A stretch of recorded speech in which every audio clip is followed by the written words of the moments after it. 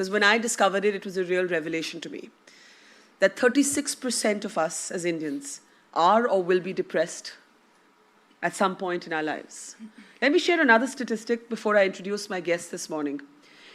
371 people at last count, 371 Indians kill themselves every day. That was approximately more than 134,000 people kill themselves every year in India. And yet, the irony is that we continue to see depression and mental health issues as some sort of self-indulgence, as some sort of problem of the rich and famous, as not really where the priority of science and medicine should be. Well, here we are in conversation with two people who are going to tell us why that needs to change, and that needs to change yesterday. First up, somebody who actually does not need an introduction. We know her from our cinema. She's one of our most celebrated actors. But she's somebody I admire for a different reason, in addition to her star power and her talent. She decided to go public with a deeply personal and intimate story on her own struggle with depression. In fact, in a 1-hour nationally televised interview with me. And then wanted to follow it up with concrete action, so actually created a foundation to help others who grapple with the same issues. And we also have here Dr. Murali Doraiswamy, one of the foremost neuroscientists and doctors from the United States of America, who spent a long time researching the science of the why, what, and how of depression and mental health issues. Deepika, once again, I must compliment you on your courage, because it does take courage, and it takes courage for somebody like you, even more than all of us in this room, to talk about our struggles, because you're in the public gaze. There are 100 things that will be said, that have been said, including really low-level things like, oh, she's probably just doing this to promote her next film, right? And I know, because I was in that conversation with you when you broke your silence on this on television, how difficult it was for you, how painful, how raw when you talk about it. And therefore, I'm going to say sorry, because I am going to, in a sense, put you through that moment again, because there are people in this room who may not be familiar with your own story. So let me start by asking you, when did you know that you were depressed? When did you start calling it depressed? And why did you, this fantastical woman on our screens, decide to go public with something so personal? I think it started with just a feeling. It started with just a feeling of not being completely there, of feeling like, like we spoke about, that pittish feeling in your stomach where, and just breaking down for no reason. And truly just feeling completely lost and not understanding what was happening to me. And I think it was the intervention of my mother, who was visiting me at that time. And I think I lived with it for a while, actually. I was filming a movie at that time, and I had no idea what I was going through. And I'd go to work every day. I'd literally have to pull myself out of bed and go to work. And my mother just happened to visit me, completely different context. And the day she was leaving, I remember breaking down. And I was extremely surprised, actually, today when I think back at how aware she was of what I was going through. And the first thing she did was to call a family friend, and Anna Chandy, who's a counselor. But today when I think back, and of course I was hesitant at that point because I wasn't aware of what I was going through. And at the same time, for me, Anna is someone who's also a family friend. So I think that's where I sought comfort.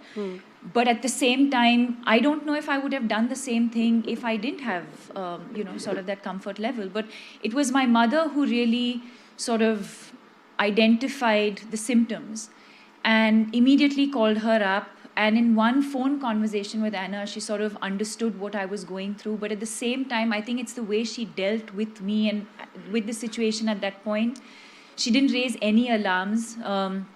She made me feel like it was completely normal and okay, and that we will get through this.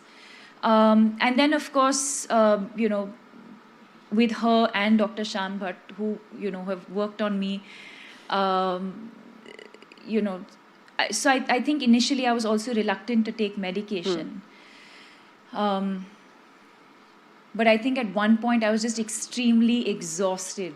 I couldn't do it anymore, and I think that's when I decided to sort of.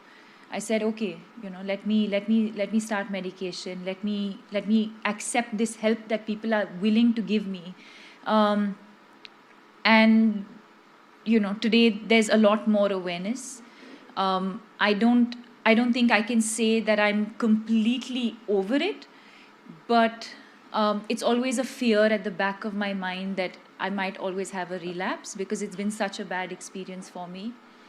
What was the most, I mean, I remember you telling me that you felt that pit in your stomach, you felt empty, you felt directionless, Yeah. that you would lock yourself in your vanity van and sometimes just cry, and you did not know why you were crying. That sometimes it helped to have people around, but sometimes it was the exact opposite. That sense of being closed in by a crowd when you're feeling isolated within yourself. Yeah, it helped having people I was close to and familiar with. It was comforting to have them around because then I could break down if I felt like, and if I had questions or thoughts in my head, I wouldn't hesitate to ask. But at the same time, if I was in front of the media or at an event, which happened many, many times, that's when I'd feel a bit suffocated because I didn't want to break down in public. And this is before I made up my mind to go public with what I was dealing with. Today, if that happens to me, if I ever go back to that space, and I hope I don't, I don't think I'd think twice about exposing the way I feel. And I think a large part of one's road to recovery is to accept what you're going through, and to not challenge it, but to embrace it. And to actually allow your body and your mind to go through that experience and know that there is a road ahead that will get you out of all of this. And it's not an individual, I don't think I could have done it on my own. I think it's very important to have that support system. So while, people credit me for coming out and speaking out, I think it's equally important for caregivers to acknowledge, and for us to acknowledge that it's important for them to be with us on this journey. Now, before I get Dr. Duraiswamy in, I want you to talk a little bit about the continued stigma. The continued stigma associated with mental health issues, with depression in particular. Even today, if I were to be honest, in terms of eliciting responses here, even in this room with very educated, very aware people, in drawing rooms you will hear loose and idle chatter saying, oh, why is Deepika depressed? She has everything. She has money. She's fame. She has talent. She's going places. She's, depression is treated as a indulgence. Like, only people who have no real problems are depressed. So when you came out in that conversation and millions of people saw it online, on television, read about it, were you worried that the people were going to be horribly mean? And were some people horribly mean? No. I don't think anyone was mean, but I didn't even think about it. I didn't think about the repercussions. I think you didn't have a moment of how will this impact my public image? No, not at all. I think for me, the idea really was to just change the way people in India and in the world look at mental illness and, give it the respect that it needs. I think the idea really was to just change the conversation because I had experienced like literally a pre and post. And I lived with it for a couple of months without sharing it with anyone. And then today I feel so much lighter and so much better when I've come out and I've spoken about my journey. And I know a lot of other people who do. There's not a single day where I've probably not met someone who has come up to me and said, thank you for sharing the story. But what's also helped them is the fact that they've then shared their story with someone saying, I know what Deepika's been through because I'm going through the exact same thing, and they instantly feel a lot lighter. What was the toughest thing about that phase of your life? Was it feeling like nobody's going to understand? Was it the sense of losing control? Was it the sense of, surrendering almost, like you almost have to surrender to it before you can get better. You can't fight it. A lot of people think it's mind over matter, but actually depression is matter of a kind, and I'm going to talk to the doc about it in a second. But what was the toughest thing about that phase of your life? The phase itself.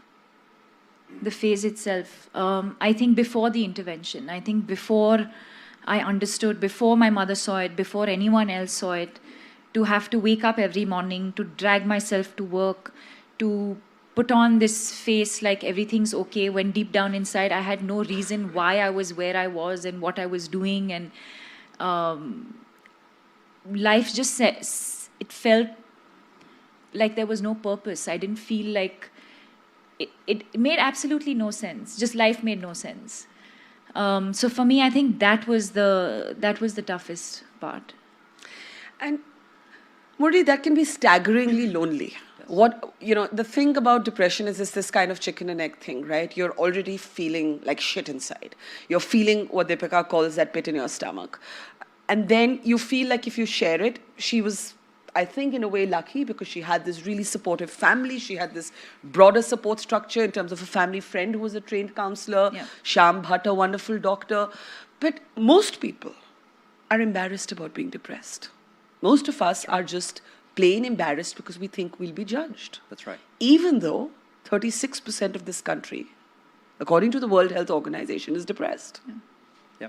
So it's very well said. And first of all, I commend you on coming out. I think it's a transforming moment in India in terms of mental health and the attitudes, and we need more champions like you. And I can't imagine a better champion than you. So Thank you.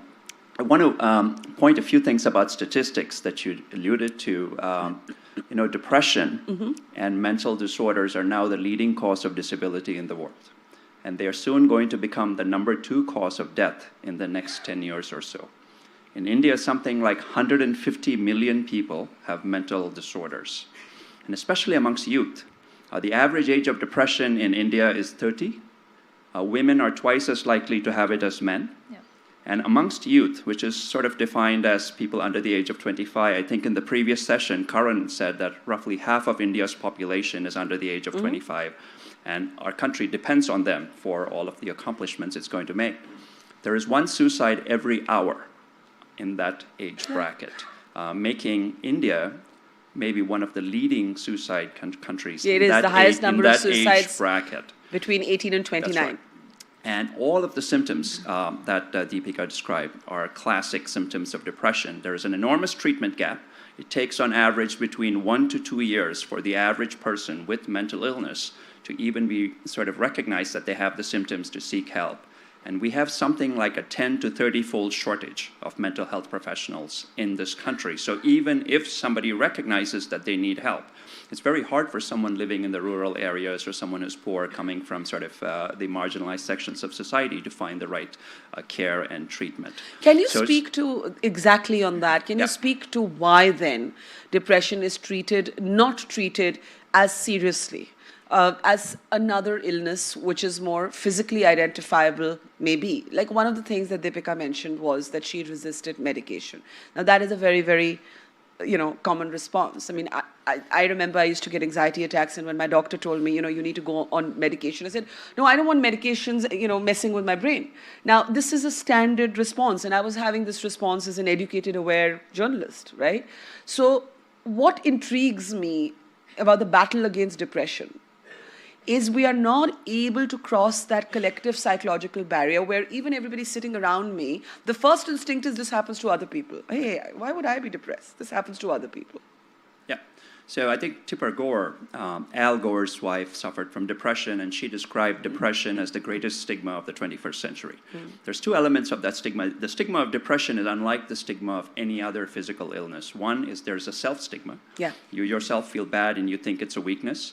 And that sort of almost spreads to others around you, your family and your friends, and they don't want to talk about it, and they kind of hide the problem until they get burnt out themselves, and then you're forced to seek help.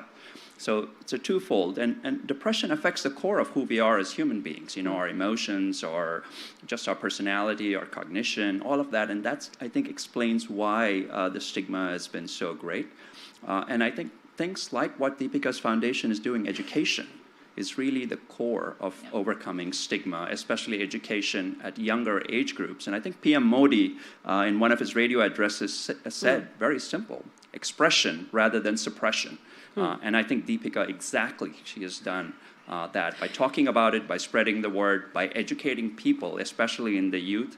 That's the key, I think, to overcoming stigma. I want to come to the science of it in a moment, but I want you to talk a little bit about two things. One, I remember you telling me that at that phase when you slipped into this depression without knowing necessarily that it was depression, you had lost a very close friend. And I remember you told me that, again, you thought or you didn't know that this friend was depressed. And that if this friend could do this to him, in terms of not thinking his life was worth living, just imagine how many other people around you might be living with that. So can you speak a little bit to how losing that friend maybe, in a sense, began your own journey of self-discovery of what you were going through? I'm not saying that was the cause of your depression. Yeah. I'm saying it probably helped you to uncover it. Well, he was a friend of a friend, and for me, someone I had met socially many, many times. But I think that was when I decided to sort of speak up and to do something about it, because I was seeing so many people around me. Now that's just one instance. We wake up today, we read the papers every single day. There's a headline. And my heart aches because it's preventable. It's absolutely preventable. And I think a large part of also the stigma comes from the fact that in schools, we talk about physical education. We have physical education classes. I had physical education in my school. But we didn't have anything to talk about mental health. Not one session, not a class, it's not part of the curriculum. So I think if we included that in the curriculum and we introduce just the idea of the importance of mental health at a school level, there will be no stigma, because it's the same way as a child you're educating me about so many other things. So educate me about the importance of mental health the same way we talk about the importance of physical health.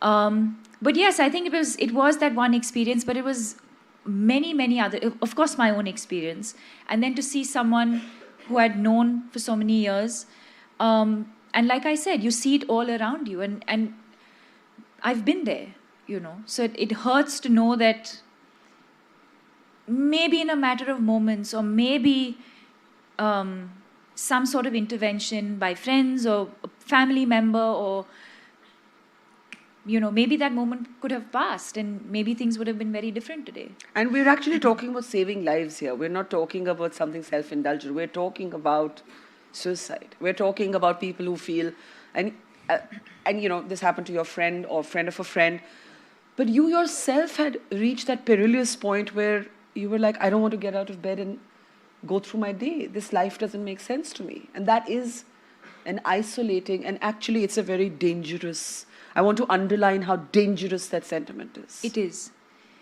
I think it's so important, having been there, I think it's so important to identify that moment in your life and to not fight it. It's so important to just accept, embrace, talk to somebody about it. I don't know, correct me if I'm wrong. I don't mind if it's wrong diagnosis. I don't mind if I feel like I'm depressed, but I actually go to a doctor and he feels, or a specialist feels, I'm not depressed. I'd rather be in that space than underestimate what I'm going through. When we have a fever, we don't think twice about, I'm not talking about medication necessarily, but when we have a fever, when we have a cold, we don't hesitate to pick up the phone and talk to someone, or casually mention to someone that I'm feeling feverish today, my throat is aching today. So why don't we talk about how my mind is feeling? I'm not feeling well today? I'm physically fine, but my mind's not there. Why can't we talk about it the same way? So why did you resist the medication? And the reason I'm pushing you on this is because I know Dr. Duraiswamy will bear me out on this. This is the most common. Even people who are able to bring themselves to a doctor and say, help me.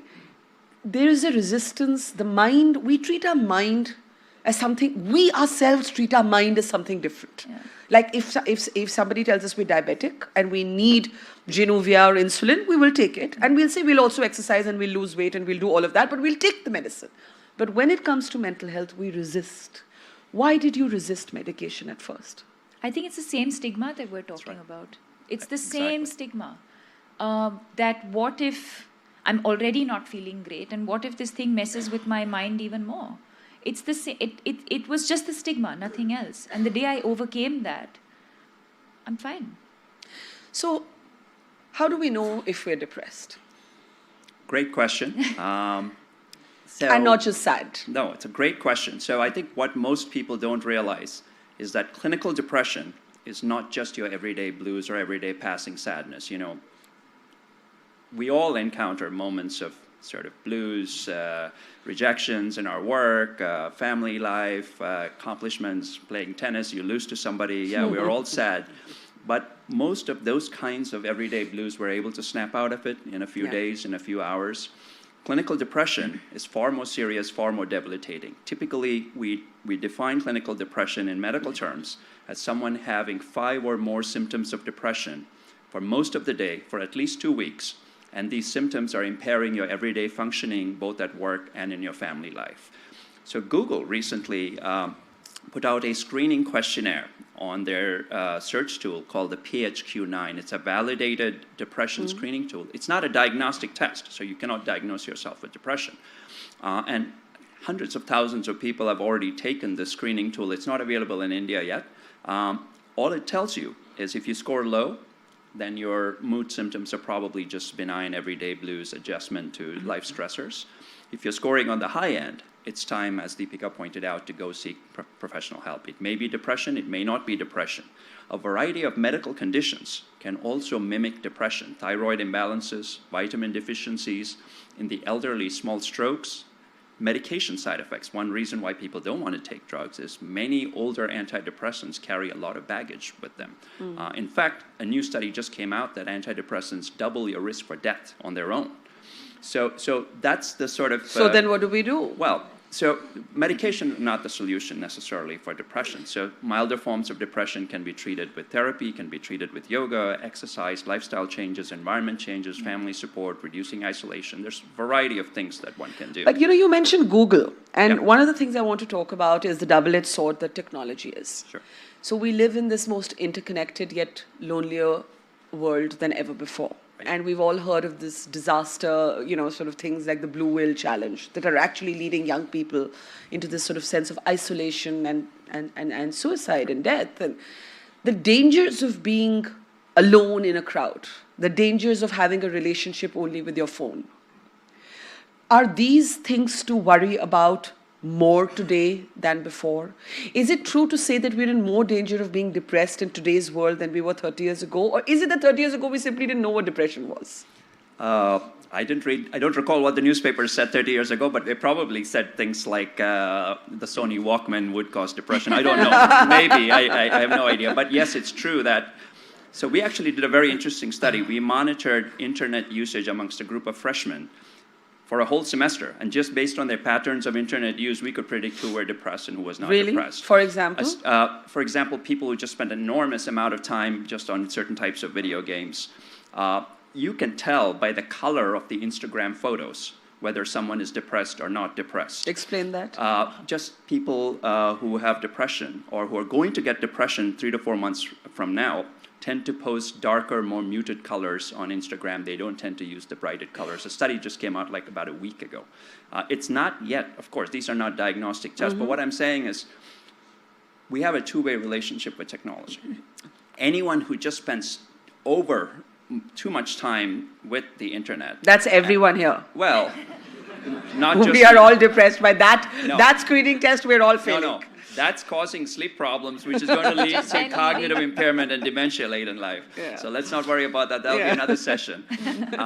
So kids really who are isolated, they're locking themselves up in their room, they're spending an enormous amount of time with video games, those kinds of things. Yes, one needs to consider whether this is worrisome or not. You parents need to really look at what kinds of games they're playing. If they're violent games, if they're all leading to the blue whale kind of thing, then sure, there's risk-taking. Teenage brains are not fully developed.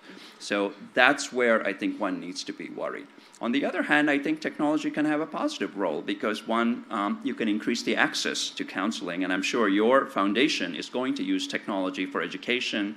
Eventually, we're going to have apps. There's a company in India called Visa that's developed a chatbot to treat depression, and they've done a pilot trial with it, and it actually helps people. So, as I mentioned, we don't have enough counselors. So we can use technology in a positive way to educate children, maybe create gaming, maybe create empathy by having virtual reality experiences where they can understand what it feels like to be depressed. So the new movie, Blade Runner, is going to come out. I may be revealing a plot line. One of the women in the movie actually uses a gadget and says, I'm so happy, I want to see for once what it's like to be depressed. And she's able to put a few pulses through her brain and spend 6 hours in a state of depression to see what depression feels like. And why is this a good thing to have? No, this I'm just app saying, exist? I'm not saying, what I'm saying is if you can cultivate empathy, one of the ways of cultivating empathy is to understand what the other person is going to go through. If there is a way for you to understand better what the other person is going through, then sure, that reduces the stigma. Deepika, when you first started taking treatment, and and I'm saying even before the medication, did you find it really difficult to not outsmart your therapist?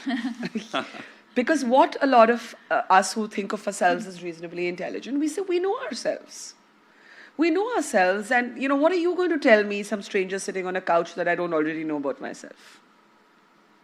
Talk a little bit about that process. I mean, how difficult is it to walk into this room and start bearing your soul to another person who, even if in your case was a family friend, there are still barriers. And the thing about taking help for depression, it's a little bit like when we get a surgery, we don't care if our doctor sees us nude because we have to take our clothes off and get that anesthesia and get that treatment. So this is like bearing your soul. It is bearing your soul to somebody. And it's tough. So talk a little bit about that process of getting help and the obstacles you had to jump over within yourself. I think for me, there was the stigma before. Not once you started. Yeah, but Varka, once I made up my mind, once I decided that, I'm done. I can't live like this anymore, and I want to get better. I need to get better. And then it was a deep dive. There's no halfway. I don't know if there is, but it wasn't for me. So the day I decided to then seek help and speak about it, and speak to my parents, speak to my sisters, speak to my doctors, then I'd share everything with them. So there was no no barriers, no holding back. No. Every question that they asked, everything they wanted to know, past, present, whatever they wanted to know, I shared everything with them. But that's unusual because a lot of people, even if they're able to cross the first hurdle, I don't know if you can bear me out on this, the second step is tough, right? So you say, okay, I'm depressed. I'm enlightened enough to know that this is a problem. I need help. But do I really want one person to know everything intimate? When I say intimate, I mean things in my head that I may not have shared even with my parents or my sister. But I now need to share with this doctor to get help. No, I think it's a very important point. Deepika, of course, was working with people you already knew and trusted and highly qualified individuals. So part of what you're talking about is called the therapeutic alliance. And it's the job of a skilled counselor or a psychiatrist to establish that alliance. And you have to get a read on the person. So, there's a saying in medicine, you don't treat the disease, you treat the person who has the disease. You want to know, is this person open-minded to a biological view of depression? Is this person open-minded to more a psychological view? What are the triggering factors? What are the positive strengths? What are the weaknesses? You want to boost the positive strengths of the person to make them feel comfortable. before you can introduce sort of the core therapeutic, psychotherapeutic elements. So there's a process. It may take a little longer for some people, as you pointed out, but eventually they'll open up. That's why psychotherapy is not a quick fix like 1 day or 2 days. It may take several sessions over 12 weeks. And then sometimes people have to get periodic therapeutic counseling sessions for months or years.